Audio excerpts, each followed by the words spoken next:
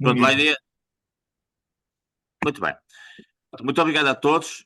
Esta é, como sabem, uma sessão que está inserida no ciclo que estamos a fazer sobre os 50 anos da democracia em Portugal. Luís, se puder passar para a outra imagem. Portanto, este é um ciclo que foi iniciado há 3 semanas com uma primeira intervenção do professor Rui Ramos. Hoje temos connosco o Daniel Neirati, que é uma pessoa que dispensa apresentações. Já tivemos o grato prazer de o ter ano passado, num contexto diferente, relativo às temáticas da inteligência artificial. A próxima sessão, para organizarmos o nosso pensamento, vai ser no dia 6 de março com Larry Diamond, que é um conhecido pensador sobre a democracia, é professor em Stanford e também tem estado em Portugal no contexto das ações da Católica e do IEP. E, portanto, esta sessão que temos aqui hoje, e voltando novamente ao professor Daniel Lerate, é uma sessão para nós muito importante. O Daniel Lerate é, de facto, um dos pensadores mais relevantes da atualidade. Ele tem feito um trabalho absolutamente fantástico à volta dos temas da democracia, daquilo que é a participação no espaço público, da construção de uma sociedade aberta. Tem variedíssimos livros, que são objeto de grande discussão em termos internacionais. Ele tem estado em Portugal, a última vez foi num contexto de uma iniciativa da SPAI. Temos aqui connosco também a Paula Cunha, a quem agradeço, que vai estar connosco depois também para comentar a intervenção do Daniel, e fez uma boa intervenção. E, portanto, hoje é uma sessão para nós muito importante, porque vamos ter aqui a perspectiva de alguém que pensa estes temas de uma forma absolutamente única, relativamente àquilo que são os 50 anos da democracia em Portugal e aquilo que são as perspectivas para o futuro. Portanto, Daniel, o espaço é teu, muito obrigado por esta oportunidade e, portanto, depois da tua intervenção de 25 minutos, temos aqui, obviamente, um espaço para debate e espero que seja útil para todos. Muito obrigado, está bem? Um abraço. Muy obrigado también y muy contento de estar con vosotros y con algunas personas a las que conozco desde hace mucho tiempo, como Paula, Cuña y algunas otras que veo por aquí. Bueno, voy a hacer unas reflexiones acerca de el estado actual de la democracia, precisamente tomando como pretexto, digamos, el aniversario que estáis celebrando, conmemorando en Portugal en este año. Voy a hablar, en primer lugar, voy a hablar un poco acerca de los obituarios de la democracia, la muerte de la democracia. Luego hablaré de la naturaleza de la crisis de la democracia, de la que tanto hablamos. Trataré de señalar algunas de las amenazas fundamentales en las que se ve sometida actualmente la democracia. Y finalmente, aunque soy un filósofo y no tengo tanta obligación de proponer soluciones como de formular en la medida de lo posible bien los problemas, intentaré plantear algunas ideas acerca de cómo pueden sobrevivir las democracias en el momento actual. Bien, el primer asunto es que sobre la vida y la muerte de la democracia llevamos ya bastante tiempo discutiendo y su fallecimiento ha sido anunciado casi tantas veces como la muerte de Dios o la del hombre. Desde hace algunos años abundan los libros que nos advierten de su inminente extinción. Las democracias languidecen por culpa de los electores para unos, por culpa de los elegidos para otros, o de las nuevas tecnologías, por ineficacia, por falta de racionalidad, etc. Desde luego la democracia no es inmutable y algunas de sus versiones, por ejemplo la democracia ateniense, el Imperio Romano o la República de Venecia, desaparecieron después de una larga vida en algunos casos. No sería poco que sus beneficiarios fuéramos conscientes de la fragilidad de la democracia y pensáramos que la historia está llena de gente que no pudieron imaginar que iba a acabarse con la estabilidad de la que gozaban, como los sacerdotes paganos, los aristócratas franceses, los granjeros rusos o los judíos alemanes. El mundo está lleno de lugares en los que vive gente sobre las ruinas de civilizaciones pasadas, que fueron en su momento mucho más competentes, a veces incluso de lo que ellos son ahora. Si es cierto lo que afirmaba John Adams, el gran luchador por la independencia americana, el segundo presidente de los Estados Unidos: todas las democracias se han suicidado. Admitida su mortalidad, la cuestión es determinar qué y cómo está en peligro, cómo caracterizar la situación en la que nos encontramos y, sobre todo, indagar si hay algún procedimiento para asegurar la supervivencia de la democracia. A la hora de explicar cómo desaparecen las democracias, nuestra analogía favorita del desastre son los años 30. Todos conocemos los paralelismos que se trazan para hacer verosímil esa comparación.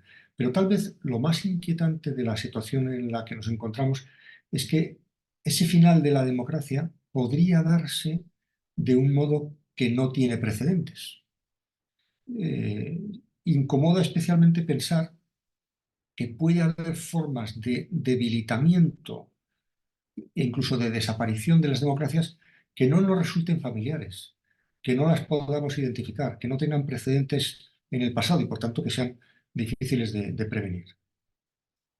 La pregunta que yo me hago es: ¿y si nuestras principales amenazas no fueran algo asimilable a las experiencias de quiebra de la democracia que recordamos con el fascismo o el comunismo, sino otras formas inéditas y sutiles de degradación?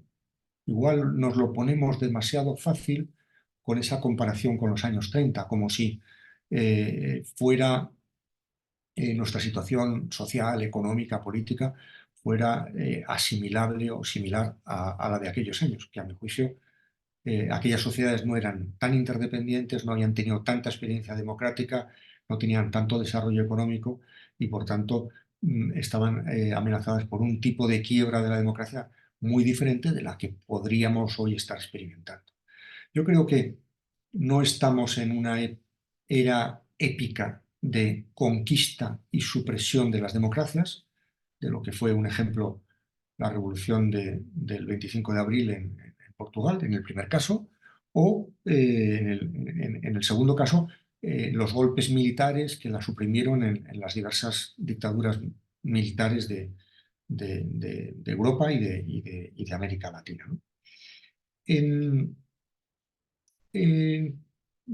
Igualmente, las crisis actuales de la democracia, pese a la impresión que nos ha producido, por ejemplo, los asaltos al Capitolio de Washington o a las instituciones del gobierno en Brasilia, tienen un origen distinto, a mi juicio, y requieren otra interpretación.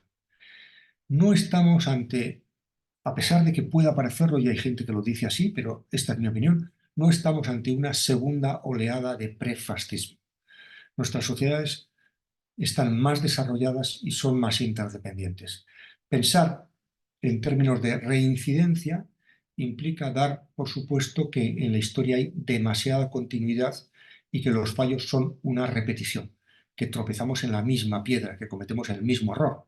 Los humanos cometemos muchos errores, pero también en los errores hay un cierto factor de innovación, si se quiere decir así, ¿no? Lo primero que hay que volver a pensar es, a mi juicio, más que el modo como acaban las democracias, es el modo como se degradan las democracias. Tendemos a pensar que las democracias mueren a manos de personas armadas, probablemente porque esa es la experiencia que tenemos, ¿no? Los que ya tenemos unos cuantos años y hemos visto en el mundo caer democracias precisamente por golpes militares, ¿no? Ahora bien, al igual que el poder, tampoco, o sea, si el poder ya no es lo que era, tampoco la violencia política es lo que era. Por lo que, a mi juicio, hay que pensar fuera del marco mental del golpe de Estado o de la insurrección, y más en términos de inadaptación, ineficiencia, degradación, desequilibrio. Hay quien, como Munk, propone un término que me gusta, propone hablar de una desconsolidación de la democracia, un término modesto para juzgar la situación sin excesivo dramatismo y que parece darse por satisfecho si despierta en nosotros la conciencia de que la democracia es más vulnerable de lo que inicialmente pensábamos, más inestable de lo que proveían sus instituciones. Más que complots contra la democracia, que los hay, acabamos de ver uno en Brasil con Bolsonaro hace un par de días. Lo que hay es debilidad política, falta de confianza, negativismo de los electores, oportunismo de los agentes políticos o desplazamiento de los centros de decisión hacia lugares no controlables democráticamente. Eso es lo que a mi juicio nos debería preocupar más, incluso aunque la amenaza de lo otro no sea completamente inexistente.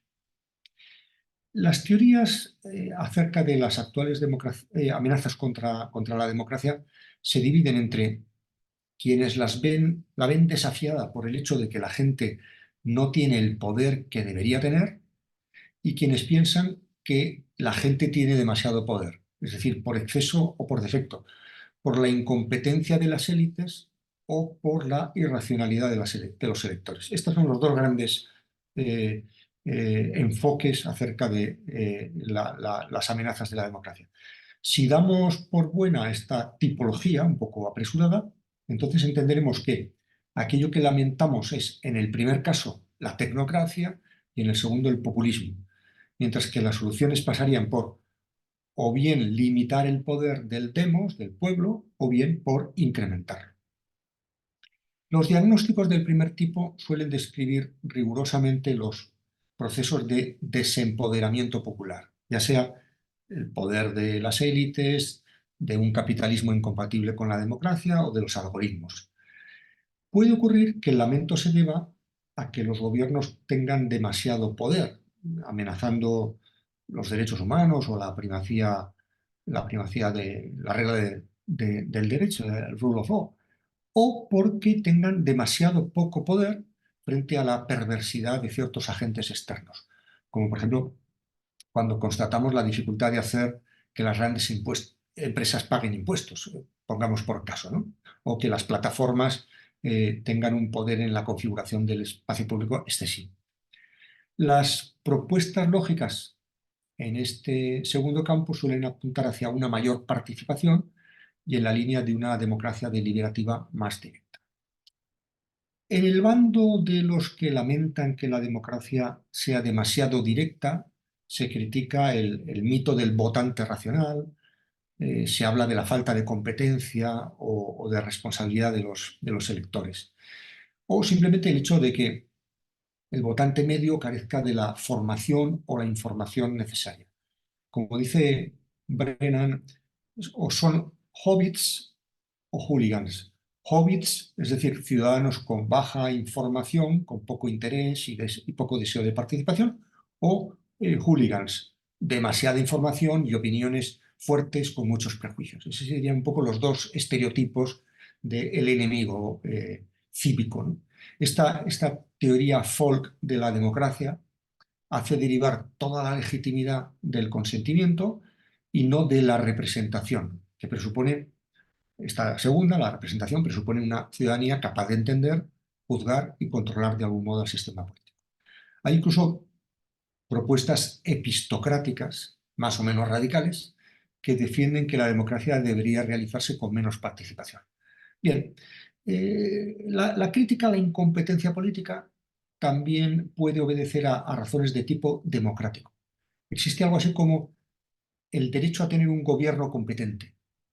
Y lo que tenemos con frecuencia es un electorado irracional e ignorante que impone sus decisiones incompetentes sobre la gente inocente. Si nuestros sistemas políticos se muestran incapaces de resolver los problemas de desigualdad, de garantizar la seguridad sin comprometer los derechos humanos, o incapaces de promover el crecimiento económico, la posibilidad de confiar en quien prometa esos resultados sin preocuparse demasiado con los formalismos democráticos está siendo una tentación irresistible en muchos lugares del mundo. El ejemplo de este domingo, el éxito electoral de Bukele en El Salvador, pero como modelo que amenaza con extenderse a otros países de América Latina y seguramente también a otros países del mundo si no le ponemos remedio. De ahí la insistencia de algunos autores en promover la competencia del sistema político, en formular versiones más o menos fuertes de epistocracia y limitar la democracia por razones democráticas. Limitar la democracia por razones democráticas. O, por ejemplo, poner el acento más en la presencia de la ciencia, en el asesoramiento científico de quienes toman las decisiones, ¿no? Para estas personas, la democracia sería algo instrumental, que más que un valor en sí, dependería de la eficiencia a la hora de producir resultados de acuerdo con criterios de justicia. Los procedimentalistas, por el contrario, se apoyarían en procesos deliberativos idealizados y estarían muy interesados en cómo se toman las decisiones y no tanto en qué decisiones se toman. Como vemos, los motivos para limitar el poder inmediato de la gente o para ampliarlo apelan siempre al poder de la gente, a lo que quiere el pueblo en su agregación inmediata o a lo que realmente quiere en la construcción indirecta de su voluntad política. ¿Qué tipo de pueblo es el que debemos hacer valer en una democracia? ¿Ese pueblo inmediato o ese pueblo construido e indirecto? Yo creo que fundamentalmente asistimos a la consolidación de una gran escisión cuyas consecuencias no pueden ser más que dañinas para una concepción integral y equilibrada de la democracia. Los problemas que dependen del saber experto irán llevándonos hacia un gobierno técnico. Las demandas de reconocimiento que se expresan en el lenguaje de la identidad personal evolucionarán hacia algo parecido al anarquismo. Hoy podemos constatar que desde el punto de vista de la legitimidad política, tanto lo que podríamos llamar el solucionismo como el expresionismo están sobrecargados. Los tecnócratas ponen demasiado énfasis en el solucionismo, en lo que yo llamo aquí solucionismo, y los demócratas radicales, podríamos decir, lo acentúan el expresionismo. Pero ambos recargan, a mi juicio, uno de los dos polos de este difícil equilibrio. La habilidad de los sistemas democráticos se acreditará en que sean o no capaces de combinar, esta es mi opinión, soluciones a ambos problemas al mismo tiempo, sin declarar la victoria voluntarista sobre el principio de realidad, que sería el defecto de los expresionistas, o repetir que los problemas relativos a la identidad son cosa del pasado, como suelen subrayar los tecnócratas, ¿no? Se requiere una nueva síntesis que combine de un modo democráticamente satisfactorio eficacia y reconocimiento. Entonces, ¿qué diagnóstico acerca de la crisis de la democracia sería más acertado? ¿Qué diagnóstico nos daría mejores indicaciones acerca de su supervivencia? Mi interpretación de la crisis actual de la democracia es que algunos de sus valores fundamentales han dejado de funcionar equilibradamente. En este caso, con este panorama que acabo de describir, el principio de realidad y el principio de placer, por utilizar la terminología de Freud, se han disociado. La competencia contrasta con las limitaciones en las que la política debe desenvolverse y las expectativas de participación no son compatibles con la complejidad de los asuntos. La articulación de estas dimensiones ya no resulta inteligible ni fácilmente practicable una vez que se ha rebasado cierto umbral de complejidad. Lo estamos viendo estos días, no sé cómo está la situación en Portugal, pero desde luego ya acabo de llegar de Italia y en España igualmente tenemos un problema con el mundo agrícola, con la definición de los intereses de los agricultores, que admite dos respuestas. Admite una respuesta de tipo tecnocrático y una respuesta de tipo populista. Ninguna de las dos, a mi juicio, resulta plenamente satisfactoria. Creo que superar esta ruptura entre lo que he llamado principio de placer, principio de realidad, siguiendo la terminología freudiana, requiere de entrada un ejercicio de renovación conceptual. Yo creo que la causa de que el debate esté protagonizado por ingenuos por un lado o cínicos por el otro, se debe a que las cosas no funcionan según la definición simplista de la democracia que manejamos. De que no tengamos tanto, perdonar que barra para mi gremio, mi oficio, yo creo que no tenemos tanto una crisis de la democracia, o no solo una crisis de la democracia, sino también una crisis de la teoría de la democracia. La democracia ha vivido la mayor parte de su historia de glorias pasadas, ahora debe sobrevivir reformulando su función en el mundo actual y en el futuro. Y paso al último aspecto, que sería la propuesta de supervivencia de la democracia de acuerdo en torno a unos cuantos principios, fundamentalmente a tres, que me parece que pueden tener una utilidad sobre todo de tipo conceptual a la hora de pensar esto que ya luego alguien se encargará de hacer operativo, ¿no? En estos tres ejercicios de reanimación de la democracia tienen un cierto carácter contraintuitivo porque invitan a completar la democracia frente a su simplificación habitual. Vivimos en una simplificación de la democracia y lo que yo planteo es proteger a la democracia de esa simplificación, proteger a la democracia frente a sí misma y concebirla más como un sistema que como la acción de sujetos individuales, sean gobernantes o sean individuos electores. Mi primera idea es defender lo que podríamos llamar una democracia completa. Yo hablo mucho de democracia compleja, pero también podría hablar de democracia completa. La democracia ha de tener más a sus falsos amigos que a sus verdaderos enemigos. ¿Por qué? Porque cualquier cosa que quiera defenderse políticamente encuentra una justificación más convincente si se hace en nombre de la democracia que contra ella. Una de las grandes ironías de, acerca de cómo mueren las democracias es que la misma democracia es usada como pretexto para su subversión. Es decir, la democracia tiene tal prestigio que calificamos como tal cualquier cosa que nos gusta, incluso aunque tenga poco que ver con los rasgos de la democracia. Las peores perversiones políticas suelen hacerse en nombre de una democracia de la que se ha aislado un momento, un valor o una dimensión, como ocurrió con el fascismo y el comunismo, que en buena medida también la invocaban e incluso pretendían revitalizarla, ¿no? La filósofa norteamericana Wendy Brown llama desdemocratización a aquella forma muy contemporánea de corrupción de la política que amenaza a la democracia sin atacar sus principios, en nombre incluso de ellos.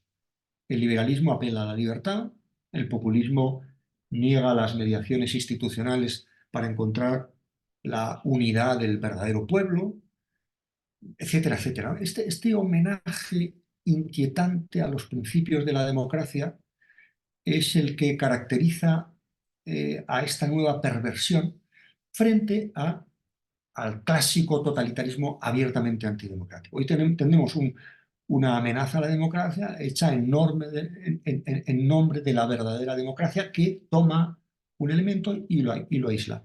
El problema es que cualquier elemento de la democracia, sea la primacía del derecho, sea la participación, sea la voluntad popular, sea la libertad de decidir, etcétera. Cualquier elemento de estos que en sí mismos son verdaderos y los defendemos a muerte, cualquier elemento de estos tomado aisladamente termina produciendo algo que tiene muy poco que ver con lo que deberíamos esperar de ella. Por eso, la actual crisis de la democracia es, a mi juicio, una crisis de unilateralización de alguno de sus elementos. Este es el sentido en el que cabría pensar incluso la posibilidad de que fracasara la democracia, permitirme esta paradoja, que fracasara la democracia permaneciendo intacto su nombre, fracasar. Podría suceder que los elementos fundamentales de la democracia siguieran operando, pero no lo hicieran de manera conjunta, equilibradamente. Hoy en día tenemos un problema en el mundo, por citar un ejemplo, en España muy claro, pero también en otros países del mundo, de cómo articular el poder judicial con el poder ejecutivo. Esto da lugar a que esperemos que sea el poder judicial el que impida a Trump presentarse a las elecciones, o que sea el Tribunal de la Haya el que resuelva la guerra de Israel, o que en España tengamos un poder judicial que boicotea sistemáticamente las decisiones del Parlamento, ¿no? Sé que en Portugal algún problema similar también tenéis, ¿no? En definitiva, lo que más fragiliza nuestras instituciones democráticas, si esto que digo es correcto, es su mutilación o el reduccionismo, su simplificación. La democracia es un conjunto de valores y procedimientos que hay que saber orquestar y equilibrar. Por tanto, hemos de trabajar en favor de una cultura política más compleja y matizada. Uno de nuestros principales problemas tiene su origen precisamente en el hecho de que cuando las sociedades se polarizan en torno a contraposiciones simples, no dan lugar a procesos democráticos de calidad. ¿Cómo promover una cultura política en la que los planteamientos matizados y complejos no sean sistemáticamente castigados por la desatención o incluso el desprecio o el fracaso electoral? ¿Cómo evitar que sea tan rentable electoralmente la simpleza o el mero rechazo? Mi propuesta es que hagamos intervenir en el proceso democrático más valores, más actores, más instancias, pensemos en un equilibrio más sofisticado entre todo ello y habremos puesto las bases para la supervivencia de la democracia en el siglo XXI. Solo una democracia compleja es una democracia completa. La segunda idea, todavía más contraintuitiva que la anterior, es que hay que proteger de alguna manera a la democracia de sí misma. La democracia tiene hoy, la democracia representativa, dos enemigos. El mundo acelerado, la predominancia de los mercados globalizados por un lado, y la ibris de la ciudadanía por otro. Es decir, la ambivalencia de una sociedad a la que la política debe obedecer, por supuesto, pero cuyas exigencias, o sea, tenemos que hacer lo que la sociedad quiere, lo que el pueblo quiere, evidentemente. Si somos demócratas, a ese principio no vamos a renunciar. Pero esas exigencias, por estar poco articuladas políticamente, son con frecuencia contradictorias, incoherentes o disfuncionales. ¿Qué hacemos con esto? Bueno, yo creo que mencionar este segundo aspecto, la incoherencia, la contradictoriedad, la disfuncionalidad de determinadas exigencias populares, es romper un cierto tabú, porque buena parte de nuestra clase política y de quienes escriben incluso de política suelen practicar una adulación del pueblo al que no sitúan en ningún horizonte de responsabilidad y al que conciben de una manera muy simplista, como si hubiera un pueblo autárquico, nacional, no interdependiente, etc., ¿no? Pocos hablan, a mi juicio, de las amenazas democráticas a la democracia, esas que proceden del imperio de la demoscopia, la participación sin igualdad efectiva, las expectativas exageradas o la transparencia absolutizada. Y al señalar esta carencia, no pretendo invalidar el principio de que en una democracia el único soberano es el pueblo, principio que sostengo absolutamente. Me limito a subrayar que la democracia representativa es el mejor invento de que hemos sido capaces para compatibilizar, no sin tensiones, este principio de soberanía popular con la complejidad de los asuntos políticos. Es decir, la contraposición entre eficiencia y soberanía que mencionaba al describir las amenazas de la democracia. ¿Y si la democracia fuera un sistema inteligente?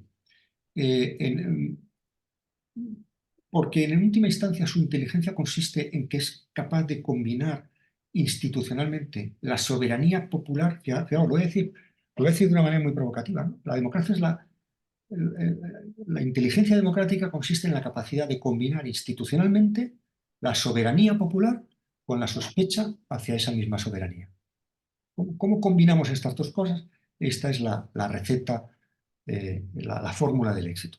Por eso cabe afirmar sin exageración que desde la más modesta tecnología hasta los procedimientos políticos más sofisticados, los sistemas de gobierno son tanto más inteligentes cuanto más pueden resistir a la obstinación de quienes gobiernan. Se trata de eso, de resistir a la obstinación de quienes gobiernan, sea el pueblo soberano o sus eventuales representantes. Todo el progreso humano se juega en este difícil equilibrio entre permitir a la voluntad humana gobernar los acontecimientos e impedir al mismo tiempo la arbitrariedad. Esta es la clave de la cuestión. Por eso sostengo que y lo he explicado extensamente en el libro Una teoría de la democracia compleja, que un sistema inteligente es, por así decirlo, un sistema que nos protege, no solo frente a otros, sino también frente a nosotros mismos. Son sistemas que se configuran tras la experiencia de los peligros que somos capaces de autogenerar y frente al atavismo de considerar que nuestro peor enemigo es siempre alguien distinto de nosotros mismos. Para actuar con este tipo de inteligencia contraintuitiva hay que haber caído en la cuenta, por ejemplo, de que una sociedad no está amenazada tanto por armas nucleares en poder del enemigo como por sus propias centrales nucleares. Menos por las armas biológicas del enemigo que por ciertos experimentos de su sistema científico. No por la invasión de soldados extranjeros, como por la propia criminalidad organizada y la demanda de los propios drogadictos. No por el hambre y la muerte causados por la guerra, como por la invalidez y la muerte causada por sus accidentes de tráfico.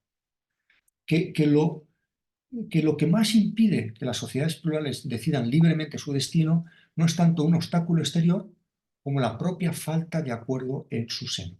La solución, por tanto, no pasa por las personas, me permito concluir, sino por mejorar los sistemas que nos protejan contra las personas, contra nuestros errores, contra nuestra demencia o nuestra maldad.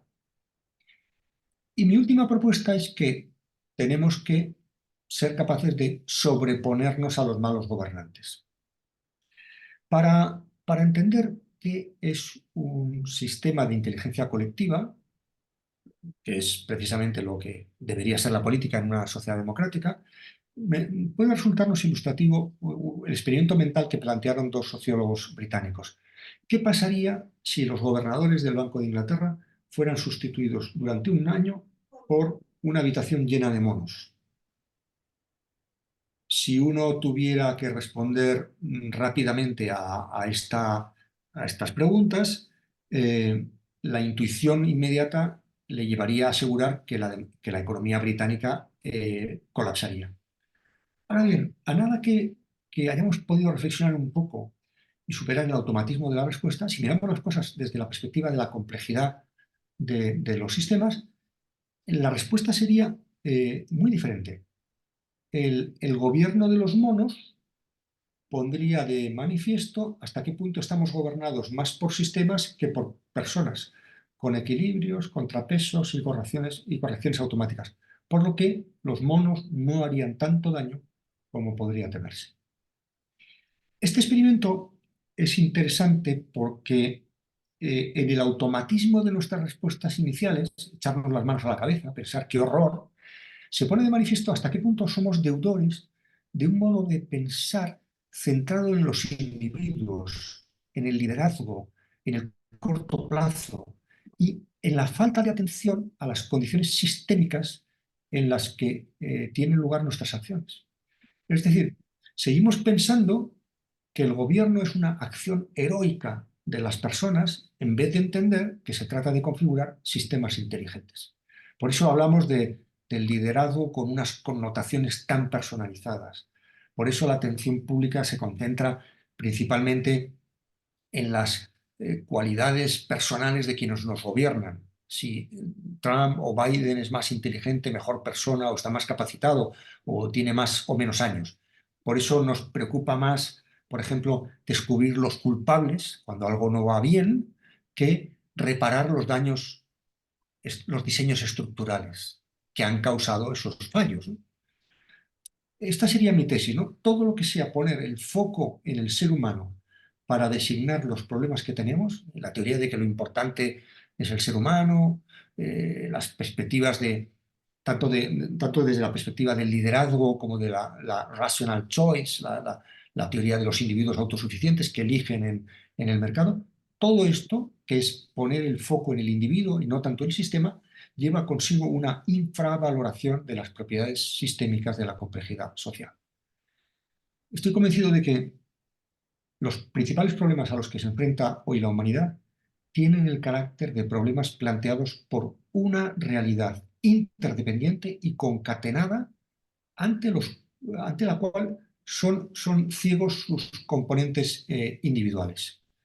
Eh, insostenibilidad, riesgos financieros y, en general, pandemias, crisis climática, todos aquellos problemas que están provocados por una larga cadena de comportamientos individuales que pueden no ser en sí mismos malos, pero sí lo es su desordenada agregación. Esta es mi tesis fundamental. La tarea que podemos designar como inteligencia colectiva es precisamente abordar este asunto.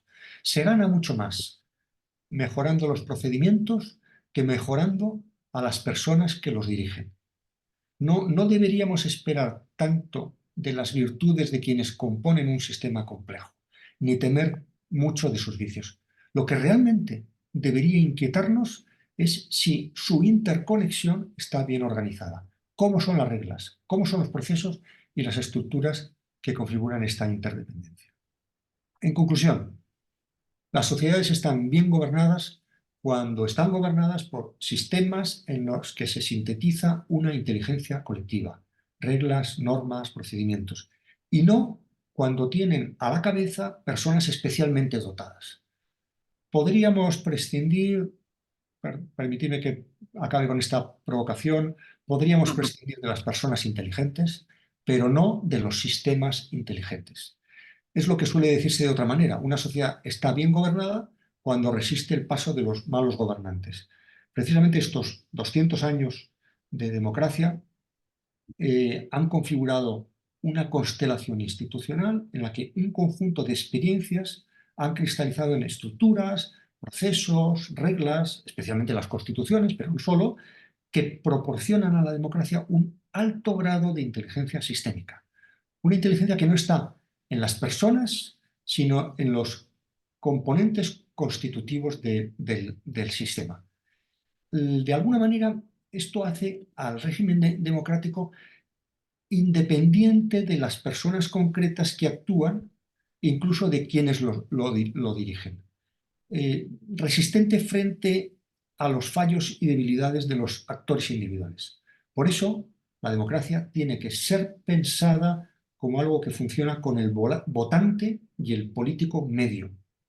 Únicamente sobrevive si la propia inteligencia del sistema compensa la mediocridad de los actores, incluido el eventual paso de unos monos por el gobierno. Muito obrigado. Muito obrigado, Daniel, por esta belíssima lição, como sempre. Pronto, agora vamos passar a um período de discussão e de partilha. Pronto, tínhamos combinado já com a Paula Cunha, como foi a host da tua conferência o ano passado na SPA, iria fazer uma pequena nota de comentário breve e eu passava a palavra à Paula de imediato, agradecendo a disponibilidade. E depois temos aqui várias pessoas que naturalmente não deixarão também de levantar questões e comentários. Paula, faz favor. Obrigada. Muito boa tarde a todos. Daniel, é um gosto. É sempre um prazer muito grande ouvir o Daniel, aprende sempre muito e, portanto, eu não me vou atrever a fazer nenhum comentário. Tenho só aqui 2 ou 3 observações, Muito bem. até porque há muita gente, já vi muitos sinais e, portanto, vamos debater. É muito rico sempre as mensagens que o Daniel nos traz, estas muito ancoradas no seu último livro e nos seus escritos mais recentes. Para mim ficou desde já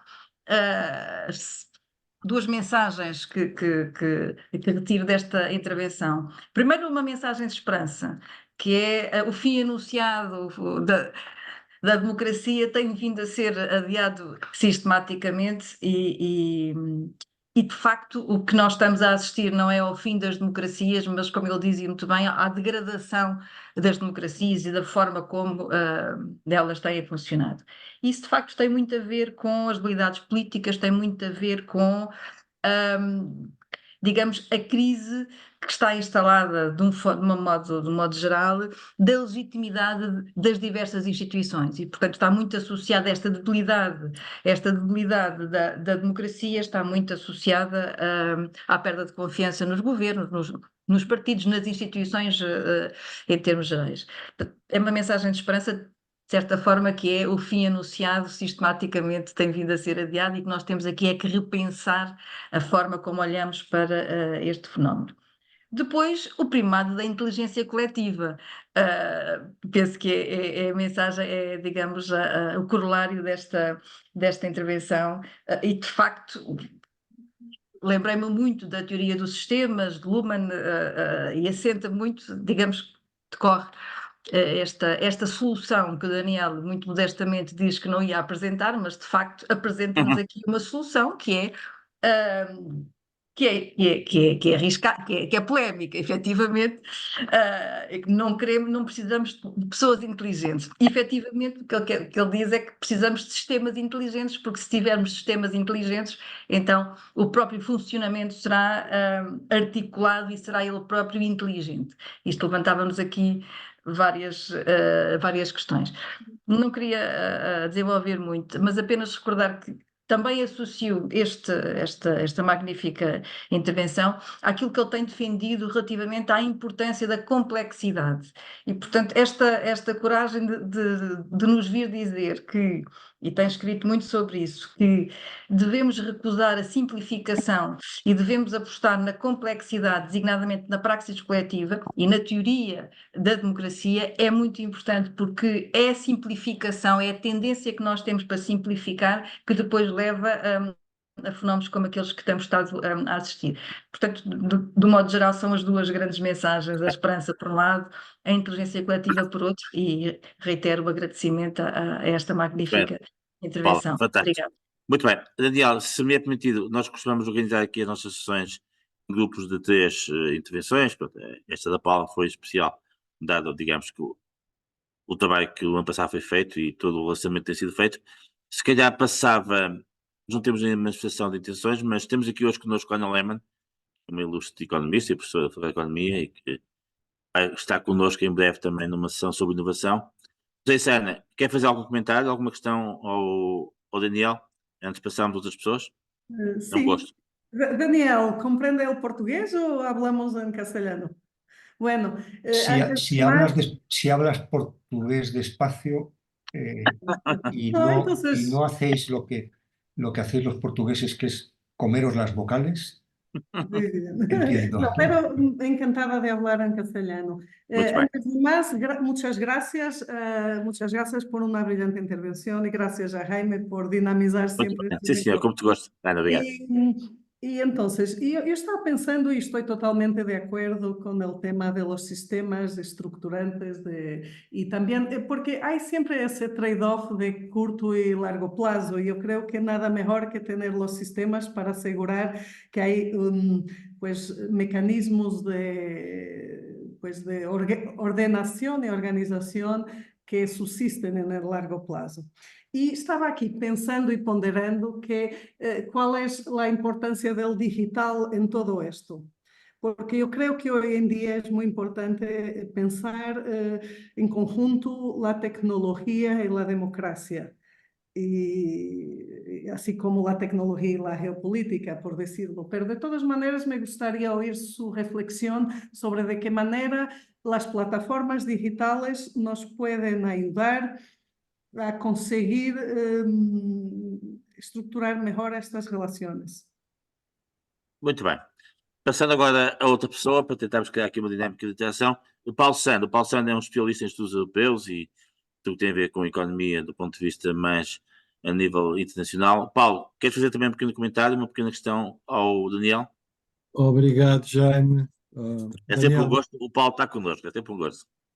Eu peço desculpa, estou sexta-feira à tarde, eu estou um bocadinho... Sim, mas foi a data que foi possível, portanto, o Daniel tem uma agenda complicada e foi a data que foi possível. Não tem problema. Certo, Bom, certo. antes de mais, Daniel, muchas gracias, una vez más, es un placer y además me contenta siempre de escuchar tus ideas porque son muy, muy ricas. Yo tengo 3 cuestiones, finalmente. Pidiendo disculpa de mi español, que es más portuñol que español, pero voy a mirar a mis 3 preguntas. La primera tiene a ver con la idea de la crisis de la democracia. Y la cuestión es preguntarte si estamos perante una crisis de la democracia o perante una percepción acrecida mayor de una crisis de la democracia. Si no hubo siempre de la democracia una crisis, que la verdad es que lo que tenemos hoy es una percepción acrecida mayor. La segunda cuestión es sobre los sistemas inteligentes que podemos prescindir de la gente inteligente. Mi cuestión es, ¿podemos prescindir de las personas inteligentes hasta qué punto? Si la verdad es que también hay una percepción que la gente que nos representa, los políticos, si queremos hablar de eso, son cada vez menos capaces, porque hay gente que no quiere serlo y otros que ganan su espacio ahí. Y eso también, ¿a qué punto podemos ir más bajo? ¿Dónde podemos ir hacia el momento en que la democracia, con gente tan poco inteligente, no mediocre solamente, pero peor, que no lo comporte? Tercera y última cuestión, que es la idea de que la democracia, que es una idea fantástica y que tiene que ver con tu libro, no lo último, lo otro, que lo he leído también, la idea de que la democracia compleja es una democracia completa.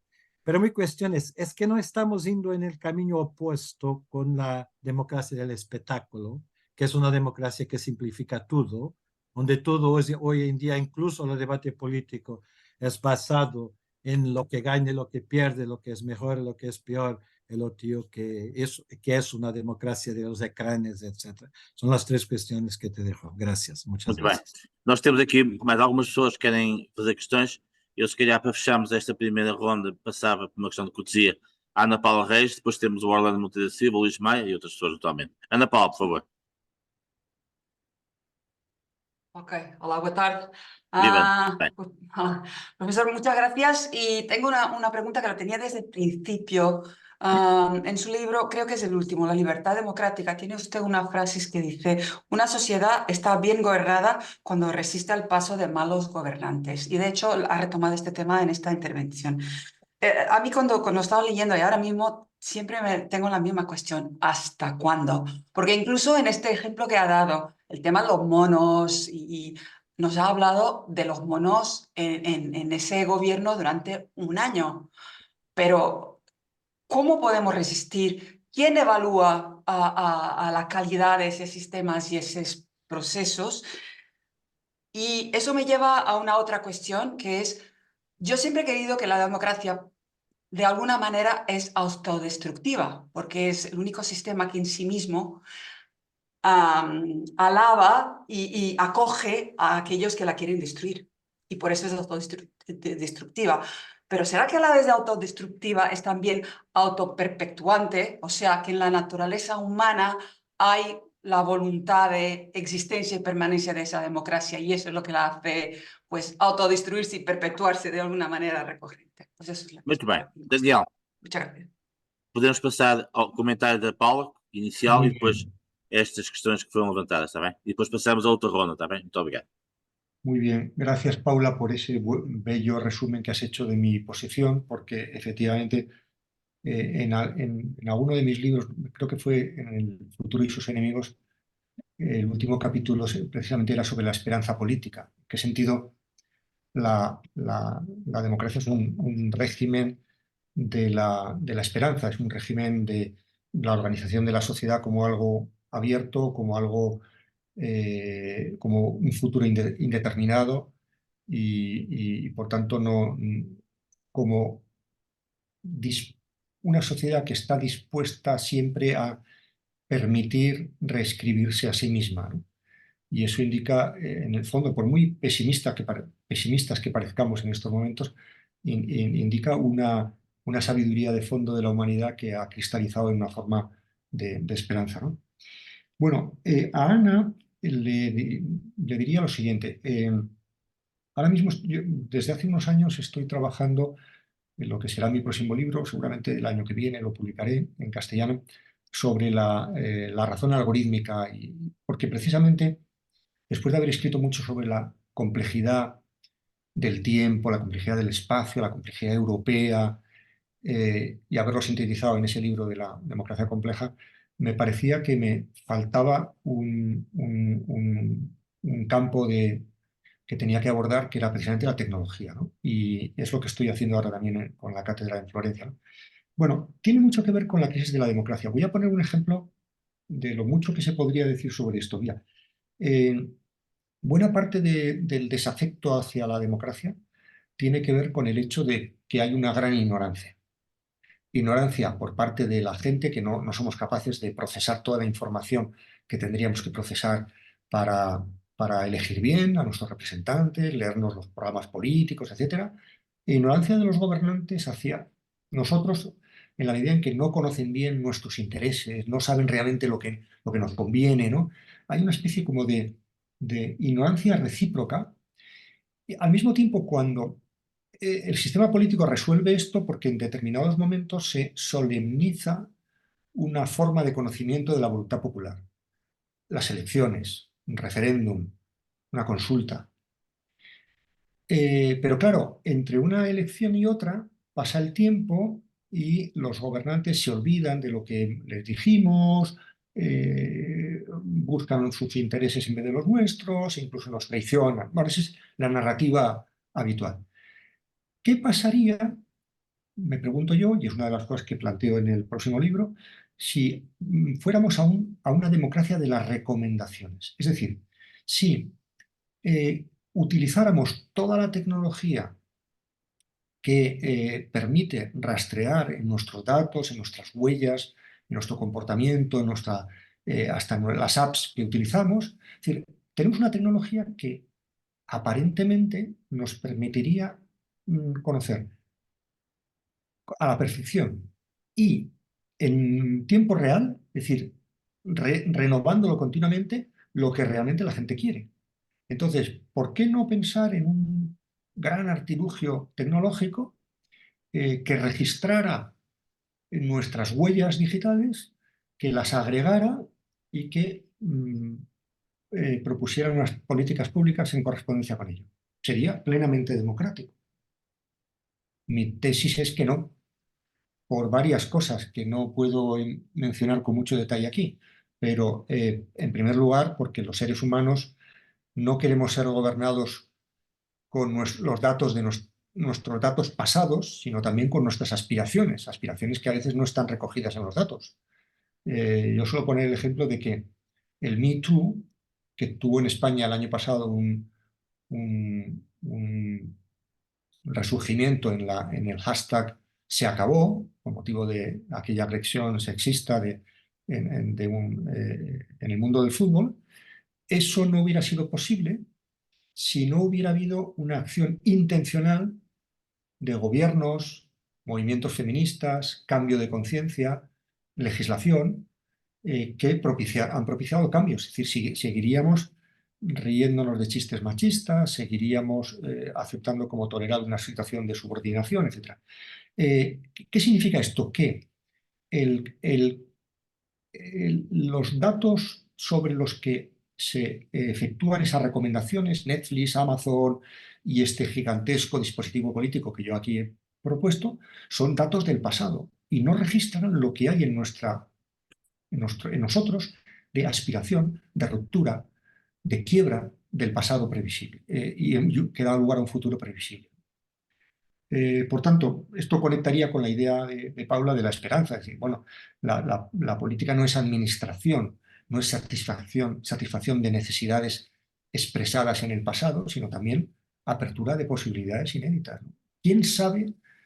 Tenemos derecho a pensar que la forma de organizarnos ahora y que la cultura política que tenemos va a seguir así siempre.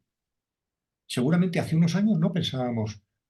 Sigo con el ejemplo del Me Too. No pensábamos que iba a haber una revolución de estas características. Tampoco pensábamos en el cambio climático, no pensábamos en muchas cosas, ¿no? Bueno, esa sería mi respuesta, Ana, un poco así genérica a tu pregunta acerca de lo digital, ¿no? Las otras tres preguntas que me hacías sobre la crisis, los políticos, el espectáculo. Mira, no recuerdo tu nombre. No recuerdo tu nombre. ¿Quién me ha preguntado por...? Paulo. Paulo. Sí. En primer lugar, creo que hay una gran verdad en eso que dices, de que la crisis de la democracia ahora mismo es una crisis y una percepción de la crisis. Las dos cosas al mismo tiempo. Y seguramente yo comparto la tesis de Pierre Rosanvallon de que en nuestro malestar democrático hay no tanto una insatisfacción debida a una mala performance del sistema político como el reflejo de una mayor exigencia ante el sistema político. Bueno, yo creo que, y eso es seguramente en todos los movimientos de indignación que ha habido en el mundo en estos en este principio de siglo XXI, se ha puesto de manifiesto fallos del sistema político, por supuesto, pero también se ha puesto de manifiesto, y esto es lo que me hace ser también esperanzador, estar esperanzado, se ha puesto de manifiesto un mayor nivel de exigencia política que luego lo acertaremos a formular y a implementar en instituciones, en legislaciones o no, pero desde luego hay un mayor nivel de reclamación y de conciencia cívica, ¿no? Y a la segunda pregunta contestaría de una manera muy parecida. Creo que no es que tengamos unos políticos cada vez más incapaces, sino que el gap entre los políticos que tenemos y los problemas que hemos de solucionar es enorme.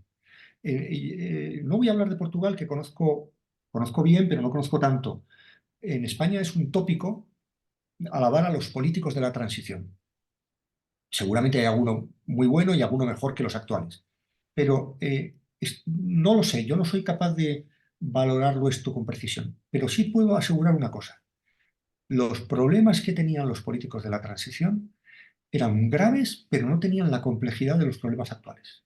Un problema como el cambio climático, los problemas derivados de las nuevas exigencias de igualdad y de diversidad sexual o territoriales, tienen en estos momentos una complejidad que no tenían en los años 70.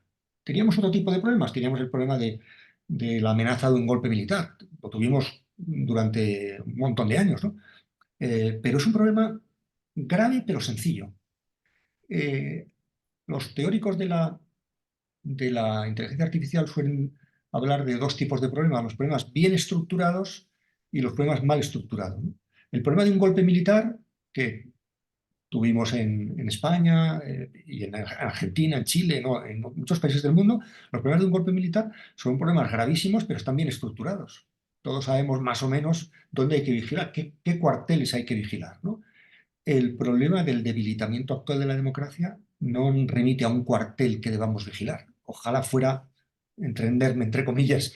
Entonces, y conecto también con la tercera cuestión que me preguntabas acerca del espectáculo. Yo, cuando algún político ha leído mis libros, sobre todo la teoría de la democracia compleja, el último que me dijo esto fue Boric, Gabriel Boric en Chile, hace un año. Me dijo, he leído tu libro, está muy bien, pero con esto yo no puedo gobernar, me vino a decir, ¿no? Claro, ¿cómo voy yo a dar un meeting hablando de la complejidad? Entonces yo le repetí una cosa que creo que es importante.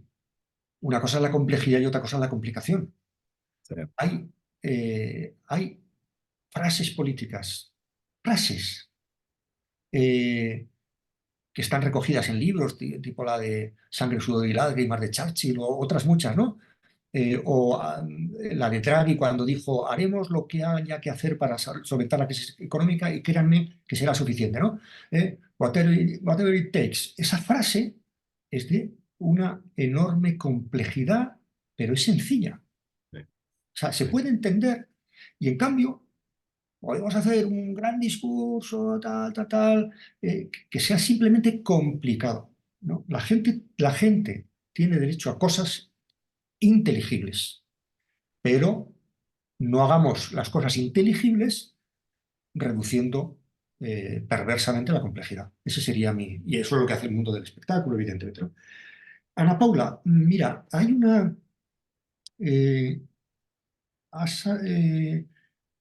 Mm, me parece muy inteligente tu observación, ¿no? Y solo se me ocurre responder de la siguiente manera. Efectivamente, yo cuando he hablado antes he dicho el paso de los monos por un gobierno durante un año. Claro, pero fíjate lo que supone el durante un año. El durante un año, la periodización es una característica de la vida democrática. Todo gobernante es un gobernante a tiempo parcial. Eso es inédito en la historia de la humanidad. La historia de la humanidad se divide en dos grandes periodos. Un periodo en el cual quien obtenía el poder no lo soltaba y además se creía con la legitimidad e incluso era aceptado por su estirpe, su carácter sagrado, monárquico, lo que sea. Y otro periodo muy pequeño de la humanidad, 200, 300 años, depende de los países, en el cual hemos establecido que quien gobierna, gobierna a plazo fijo y es sometible y sometido a revisión y a examen, y a renovación o a expulsión. Tan importante, de eso decía Spinoza muy bien, o tan importante como elegir es deselegir, ¿no? O sea, la posibilidad de echar del poder a la gente. ¿Eh?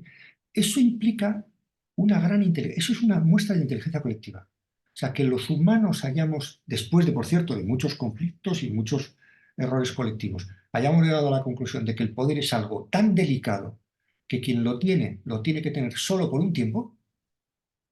Eso es fabuloso, eso es un invento más importante que la rueda y que la teoría de la relatividad. Uno de los mayores inventos de la humanidad es la provisionalidad del ejercicio del poder. Muito bem, Daniel. Vamos passar então a uma segunda ronda. Temos aqui o Orlando Monteiro da Silva, que está connosco. Orlando, por Ok. favor. Gracias, obrigado, Daniel. Tiene una cuestión que es a ver con si su teoría de sistemas y de la inteligencia colectiva de sistemas no es una otra designación para una tecnocracia de varios niveles, de algoritmos, de sistemas, pero al final una tecnocracia pura. Y si podría usted comentar las experiencias, por ejemplo, a este nivel de Draghi en Italia, de las instituciones europeas, especialmente la Comisión Europea, y de un otro modo de las experiencias, las sucesivas lideranzas del Partido Conservador Británico. Muchas gracias. Muito bem. Temos agora connosco, antes de passar a outras pessoas, o Luís Maia também. Luís, por favor. Muy buenas tardes. Muito bem. Sara. Daniel, perdonadme mi portuñol y provocar un poco la provocación que te voy a dejar, y sobre todo porque no estoy con el mismo optimismo. Yo en realidad la veo como una crisis de sistemas distinta de todo lo que hemos vivido desde los años 40. Veo voluntad de cambiar en muchas sociedades y una voluntad de cambiar tan grande que las personas hoy no parecen tener miedo de arriesgar quebrar el sistema democrático liberal. En Portugal, por ejemplo, se dice que 50% de los jóvenes están votando en el Chega, que es el primo del vuestro Vox. Miro Argentina, Estados Unidos, Hungría, Francia, Italia, Turquía, Brasil, Austria, Suecia, y la tendencia es el mismo. Y cuando te escucho, y esta es la provocación, y te pido perdón, es que se trata de una democracia liberal lo que nos es propuesto. Con la complejidad, lo que escucho es algo muy parecido con el siglo XIX, cuando los votos solo los podían tener quien sabía leer y escribir, que eran 3% de la población en Inglaterra en el inicio del siglo XIX. Y la complejidad es también alejar a la mayoría de los ciudadanos que a lo mejor no lo quieren ser alejados. De nuevo, la tecnocracia, si los monos deciden y no hace muchos años, entonces es un poco indistinto quién es el líder. Y eso es el contrario de la democracia liberal, porque creo que en muchos casos llegamos a novedades. Como has dicho, el mundo es muy dinámico, casi todos los días, en los últimos años sobre todo, tenemos novedades, y esto necesita liderazgos y decisiones políticas.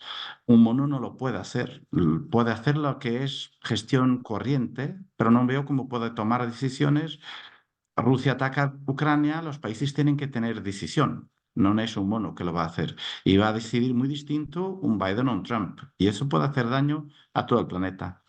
Entonces, cuando te escucho, y no es la primera vez, y no es la primera vez que te leo, siempre me quedo con la impresión que estamos aquí un poco con el rey filósofo de Platón, o corriendo el riesgo de volver a Platón en ese tema muy poco consentáneo con la democracia liberal como la vimos en el siglo XX. Perdona la provocación, la dejo aquí. Muchas gracias. Muito bem. E para terminar, eu desafiava, antes de passar depois também ao Mário Franco, temos aqui connosco o contra-almirante António Gameiro Marques, que é uma pessoa muito ligada aos temas da informação e da segurança.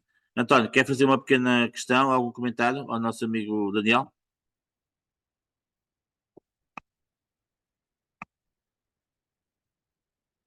Ora, não sei se...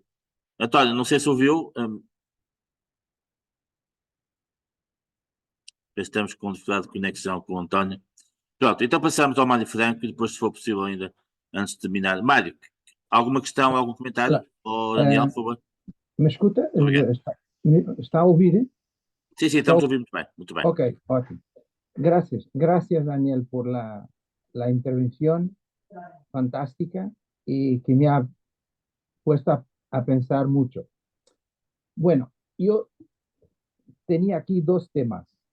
Uno era más una reflexión para escuchar, una provocación, un comentario. Hablamos de la crisis de la democracia.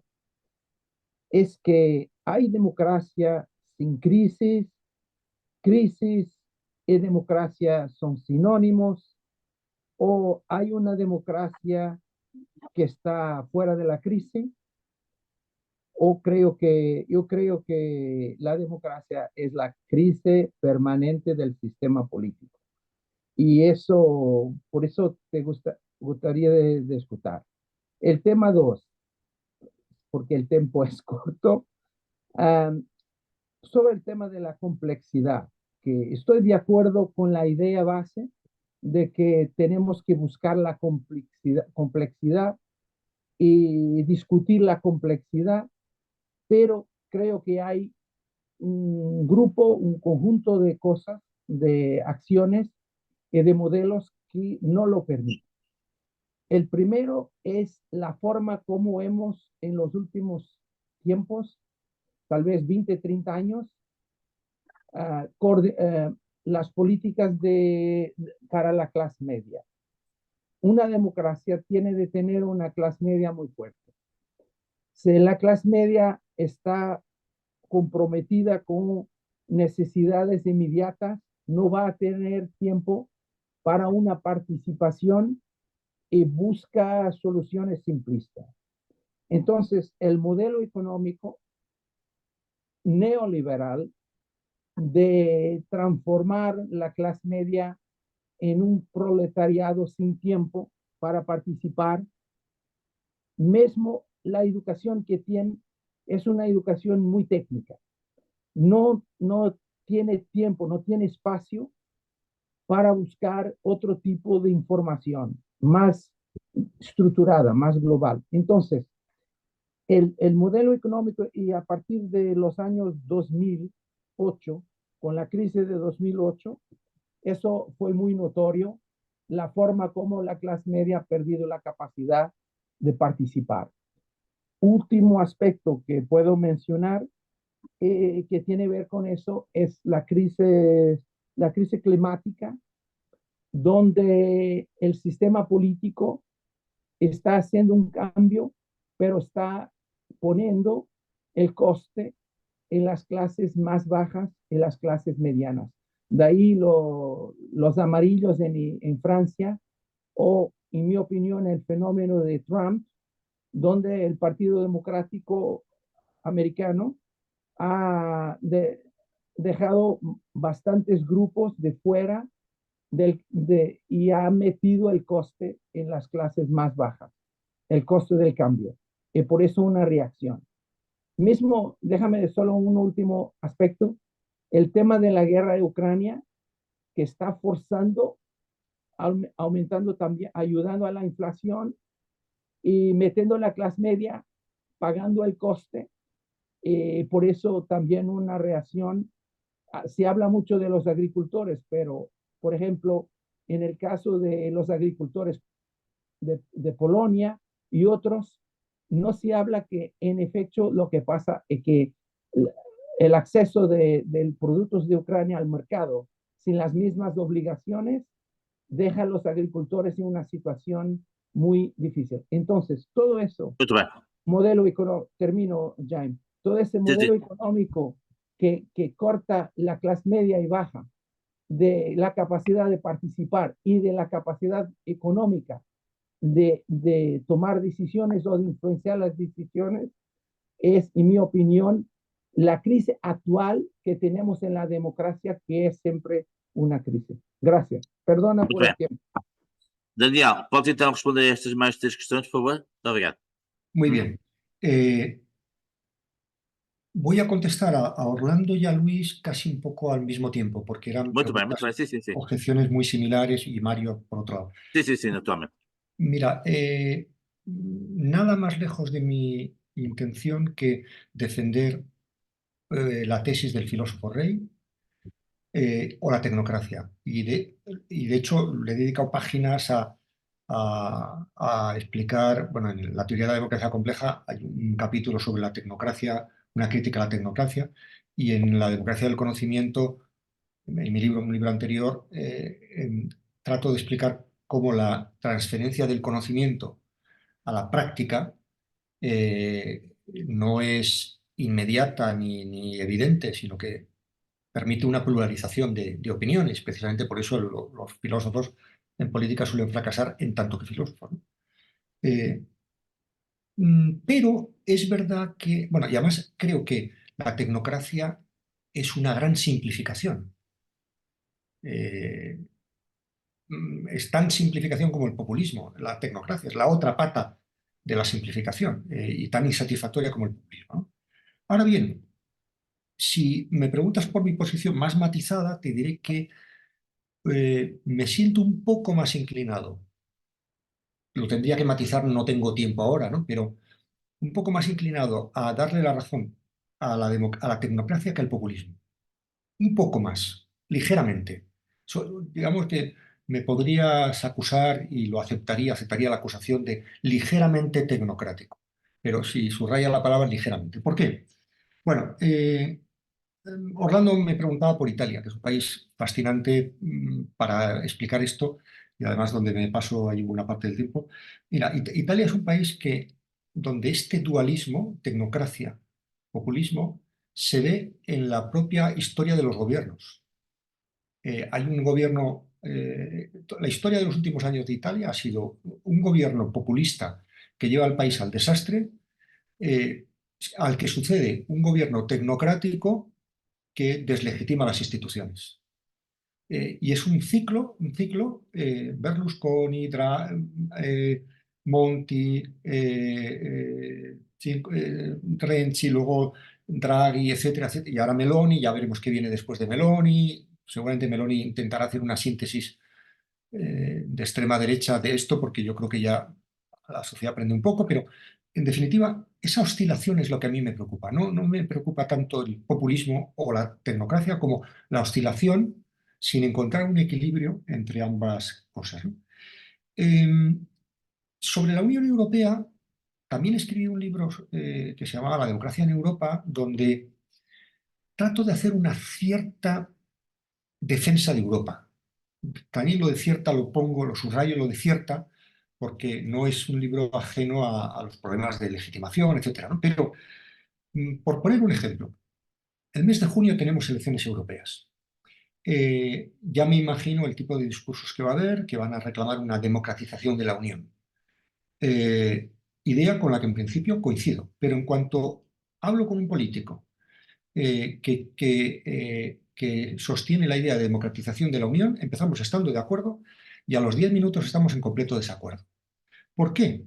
Porque muchas veces este tipo de políticos entienden por democratización de la Unión democratizarla con la lógica del Estado Nacional. Es decir, trasladar a Europa la lógica democrática que rige los Estados nacionales. Y creo que eso no funciona. Por ejemplo, ¿qué pasa? A veces nos quejamos de que en el Parlamento Europeo hay una lógica demasiado consociacional, no se advierten las brechas izquierda-derecha y por tanto eso no, daría lugar a un gobierno excesivamente tecnocrático, etc., ¿no? Bueno, primero, creo que eso no es exactamente así porque aunque la Unión Europea haya sido gobernada por comisiones en las que estaban las dos grandes familias políticas, la democracia cristiana y los socialistas, cada comisión ha tenido un acento distinto. La comisión de Juncker o la de von der Leyen son más bien, derrotan un poco hacia la derecha, pero la comisión de Craxi o de Delors se inclinaba más bien hacia la izquierda. Es decir, creo que en Europa sin reproducir el esquema izquierda-derecha que vivimos en Portugal, en España, en Francia, en otros países, sí que se permite un cierto juego, una cierta modulación de la distinción ideológica. Pero además, creo que una de las grandes amenazas de estas, un riesgo que por lo menos a mí me lo parece, de estas elecciones europeas, es que la derecha y la extrema derecha sean capaces de configurar gobierno. Si eso se da, el problema que tenemos no es tanto un problema de derechización, que lo tenemos ahora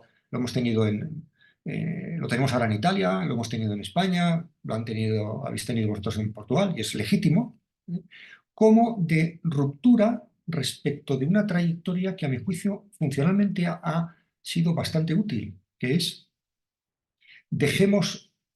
compensar. Aquí, una vez más, creo que la mirada sistémica es la mirada más interesante. Tenemos unas sociedades nacionales tremendamente polarizadas que compensan esa polarización con una Unión Europea que establece unos límites a esa polarización. Lo hemos visto con el plan Next Generation. Europa, que a mí me gusta definirla como la guardiana del largo plazo, Europa establece líneas generales. ¿Qué nos ha dicho? Digitalización, transición ecológica, igualdad. Dentro de cada país eso lo haremos como podamos hacerlo, de acuerdo con nuestras sensibilidades ideológicas. Pero las grandes líneas las está poniendo Europa. Y creo que eso tiene un sentido fundamentalmente positivo. No digo que no se pueda democratizar la Unión. De hecho, en mi libro planteo algunas propuestas de cómo articular parlamentos nacionales, Parlamento Europeo para su democratización o democratizar las instituciones supuestamente imparciales como el Banco Central Europeo, etc. Pero en general me parece que la idea de que Europa no sea democrática en el sentido en el que lo son las naciones que la componen, sino en otro que todavía tenemos que crear, me parece que eso es positivo y es un campo que tenemos que seguir explorando.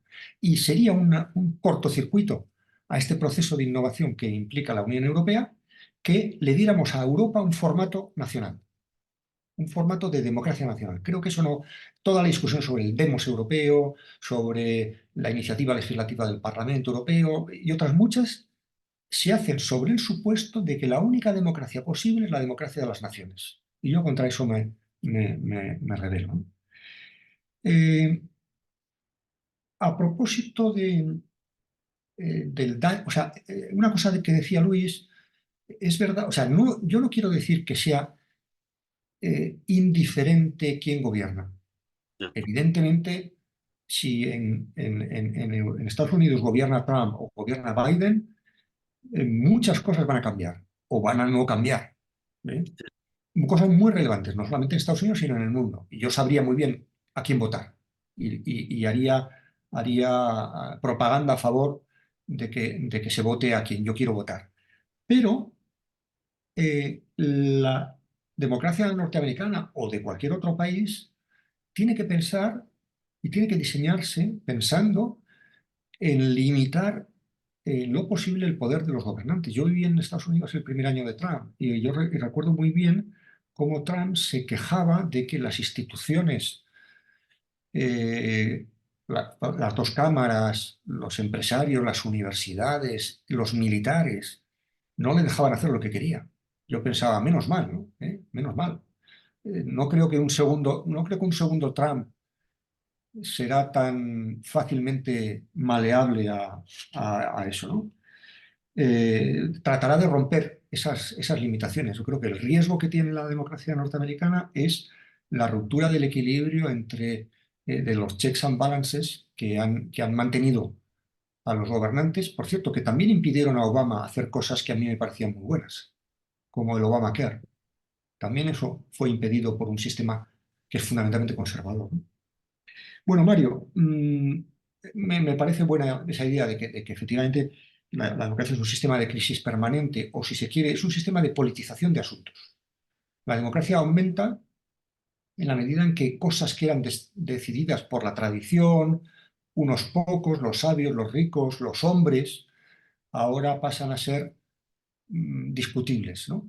y por tanto, democratizar es politizar. Y ahora mismo, volviendo a la pregunta inicial que me hacía Ana, ¿no? Ahora mismo estamos en un escenario de politización de la tecnología. Tenemos que ver cómo politizamos la tecnología, ¿no? Fijaos que hace 20 o 30 años, cuando se formularon las teorías de la globalización, pensábamos que la globalización lo que iba a hacer era homogeneizar, que la tecnología iba a homogeneizar. Y hoy lo que tenemos es una tecnología fragmentada en modelos, modelo chino, el modelo americano, el modelo europeo, etcétera, ¿no? Es decir, lo que probablemente indica que la tecnología no impone, que la tecnología permite modulación política según quien la utilice, ¿no? Y sobre el tema, una cosa final sobre el tema de la crisis climática, eh, mm, creo que ahora va a ser muy interesante lo que está pasando ahora en Europa desde el punto de vista conceptual. Es una tragedia, ¿no? Pero desde el punto de vista conceptual, lo que está pasando con el campo, con el mundo agrícola, pasó ya con los chalecos amarillos, los gilets jaunes en Francia, vuelvo a la línea inicial, la dificultad de articular lo que debemos hacer y lo que la gente puede entender. Aquella idea de Juncker, un poco cínica, los gobiernos saben lo que hay que hacer, pero no saben cómo ser reelegidos si hacen lo que tienen que hacer, ¿no? O sea, si los gobiernos hacen lo que tienen que hacer, no van a ser reelegidos, ¿no? Bueno, el asunto de los chalecos amarillos se desata porque hay una imposición de impuestos al diésel, que es el combustible del campo. Por cierto, medida que Macron toma y que debía tomar, o sea, yo creo que es buena, pero que probablemente no fue compensada por una actuación en relación con el campo para que la gente entendiera eso y tuviera unos incentivos y unas compensaciones, ¿no? Probablemente ahora está pasando algo parecido. Esto se ha desatado por el tema de los pesticidas, la prohibición de pesticidas que pretende la Comisión Europea, que desde un punto de vista climático, es decir, desde el punto de vista de lo que hay que hacer o el punto de vista del largo plazo, es incontestable. El problema es cómo articulamos ese largo plazo con el corto plazo. Yo lo suelo decir con una expresión que me gusta, que es cómo conciliamos el fin del mundo con el fin de mes. El fin del mundo, que es a lo que se refiere la crisis climática, con el fin de mes, que es lo que vive trágicamente, dramáticamente mucha gente en muchos países de nuestro entorno. Esa sería mi respuesta, ¿no? Muito bem. Penso que já passámos 90 minutos, acho que está na hora de concluirmos. Não sei se há aqui mais alguma questão, mas penso que não. Si me dejas un momento, me gustaría Sí, hacer sí, una cosa un sí, poco sí. heterodoxa. Estamos en un contexto académico, gente muy seria, Sim, profesores sim. y tal, Como tu pero, gosto, temos muito tempo, à vontade, por favor. pero quiero 2 minutos nada más porque Sí, sí, estamos conmemorando la Revolución de los Claveles exatamente. y la Revolución de los Claveles dio lugar a una marcha magnífica, la Grandola, y hay una versión en euskera, en lengua vasca, de esa marcha que os quería poner un momento. ¿Os puedo poner? Sim, sim, muito bem. Não sei se tens possibilidade de partilhar, penso que sim. Luís, o Daniel pode partilhar, não pode? Sim, sim. Por favor. Elkartasunaren lurrean, herriak du gehiena gintzen, oiuri zure barnean, oiuri zure barnean, herriak du gehiena gintzen, elkartasunaren lurrean, Gandola herrixka beltzara. Pues ya está, quería simplemente Muito bem, sim, senhor. añadir este Acho pequeño que foi uma homenaje. maneira, Daniel, uma maneira absolutamente fantástica de terminar esta sessão. Eu queria agradecer a tua disponibilidade para estares connosco. Sabes que todos nós aqui em Portugal temos uma grande admiração pelo teu pensamento, pelo teu trabalho. Já que estiveste em Portugal várias vezes, os teus artigos no El País e noutros jornais são lidos com muita intensidade. E sei da tua parte que também tens um carinho muito grande por Portugal. Muito obrigado pela disponibilidade. Acho que foi uma conversa Sim, está muito interessante e teremos atualmente outras oportunidades. Bom fim de semana, está bem? Bem, Para todos. parabéns, foi excelente. Um bom carnaval Bravíssimo. para todos e estaremos cá no próximo dia 20, portanto, terça a 8, para uma sessão com a Manuela Veloso, que é uma conhecida especialista em inteligência artificial e uma das maiores reputadas especialistas no tema, para falar sobre esse tema. Um bom carnaval para todos e obrigado para todos, está bem? Muito Um obrigado. abraço, bom carnaval.